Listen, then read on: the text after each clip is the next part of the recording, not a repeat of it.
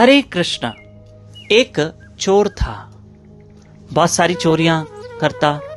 एक दिन राजा के सैनिक उसके पीछे पड़े और वो चोर जाके देखता है कि मैं कहां छुपूं। तो कहीं एक महात्मा भागवत कथा कर रहे थे और उस भागवत कथा में बहुत सारे लोग बैठे थे, कथा सुन रहे थे और चोर वहां जाके बैठ गया। उसे लगा यहां छुपने की अच्छी जगह मिल गई। अब वो चुपचाप बैठा था, जैसे लोग बैठे थे, शांति से कथा चल रही थी। इतनी देर में क्या हुआ कि महात्मा भागवत कथा चल रही थी तो उस वक्त महात्मा ने भगवान श्री कृष्ण की लीलाओं का वर्णन किया। अब देखो महात्मा क्या कह रहे हैं कि ब्रज वृंदावन में मां यशोदा और नंद बाबा का छोरा है, उसके गुंगराले बाल हैं, कमल की पंखड़ियों के समान उसके नेत्र हैं, बिंब फल जैसे लाल लाल होंठ है। अब चोर पहली बार किसी सत्संग में गया था, मन में सोचा ये क्या बताया जा रहा है, ये क्या सुन रहा हूं मैं। एक बालक के बारे में बताया जा रहा है कि गुंगराले बाल हैं और कमल की पंखड़ी जैसे आंखें हैं, लाल लाल होंठ है। ये क्या, ठीक है अब मुझे तो यहां थोड़ी देर बैठना है और यहां से निकलना है, मैं तो यहां छुपने के लिए आया हूं।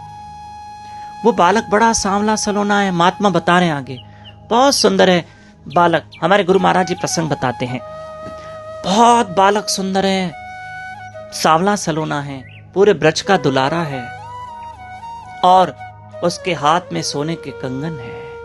ये सुन के चोर के कान खड़े हो गए। छोटा सा बालक है, हाथ में कंगन है सोने के। अब महात्मा तो द्वापर युग की कथा बता रहे थे और चोर को लग रहा है ये सब अभी हो रहा है और अभी वो बालक है एट प्रेजेंट। उस बालक की आयु मात्र 3 वर्ष है। चोर के तो और कान खड़े हो गए, 3 वर्ष के बालक, सोने के कुंडल हैं, और सर पे सोने का मुकुट पहना हुआ है, उस मुकुट में भी हीरे रत्न जड़े हुए हैं और पैरों में सोने की पायल है। क्या है? पैरों में सोने की पायल है, नुपुर बंधे हुए हैं। महात्मा ने बहुत प्रशंसा की, यानी ठाकुर जी की महिमा गाई, ठाकुर जी की रूप माधुरी की महिमा गाई महात्मा ने। अब चोर को लग रहा है सचमुच है कि 3 वर्ष का बालक इतने स्वर्ण आभूषण पहने हुए हैं, मैं इसको लूटने जाऊंगा। जैसे कथा विराम हुई, लोग जाने लगे, कथा विराम हुई, लोग अपने हिसाब से जाने लगे। चोर ने सोचा आज मैं महात्मा को पकड़ता हूं, पूछता हूं ये बालक कहाँ रहता है, एड्रेस बताओ, मैं इसको लूटूंगा। 3 साल का ही तो बालक है, चुप क्या करूंगा, छुप छुपा के उसको गोद में लेके एक कोने में लेके जाऊंगा, सारे आभूषण ले लूंगा। वो महात्मा के पास चोर गया, बोला मुझे एड्रेस बताओ। बोला कौन सी एड्रेस? बोला जिस बालक की आप बात कर रहे थे।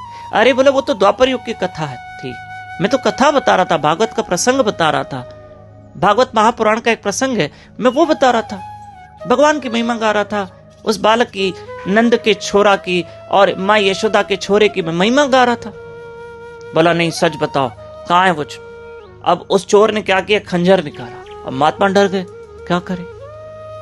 ठीक है महात्मा ने कहा बताता हूं। महात्मा समझ गए कि ये चोर तो है लेकिन अभी समझ नहीं पा रहा। अब इसको लग रहा है कि मैं उस बालक को लूटने जाऊं। और अब महात्मा ने कहा सुनो, उसका नाम कृष्ण है, उसको प्यार से गोविंद भी कहते हैं, गोपाल भी कहते हैं, उसके प्यारे प्यारे नाम हैं, कृष्ण गोविंद गोपाल अनेकों नाम हैं, और वो वृंदावन में रहता है। तुम दाईं ओर जाओगे, सीधे सीधे जाओगे, तुम किसी से पूछो वृंदावन पहुंच जाओगे। कहां मिलेगा वृंदावन में? बोला यमुना तट पे कदम वृक्ष के पास में, वहां गायों का झुंड दिखेगा, तुम्हें वहां मिल जाएगा। बोले हाँ ठीक है, पक्का मिलेगा ना? बोला पक्का मिलेगा। ठीक है। अब ये चोर गया। अब चोर देखो निकला है, नाम क्या है बालक का? कृष्ण गोविंद गोपाल, कृष्ण गोविंद गोपाल। बोलते जा रहा, लोगों से पूछ रहा है वृंदावन कहाँ है, वृंदावन कहाँ है। और आखिर वृंदावन 2-3 दिन में पहुंच गया, पैदल चलते। और कन्हैया की छवि, क्योंकि उसने कथा में सुन के रखी थी, घुंघराले बाल, मोर मुकुट और साथ साथ कमल की पंखड़ियों के समान नेत्र, सब सुन के रखा था। पीला पीतांबर सब सुन के रखा था। क्या हुआ? वृंदावन पहुंच गया। कृष्ण गोविंद गोपाल नाम जपते जपते मन की वृत्ति चेंज हो गई।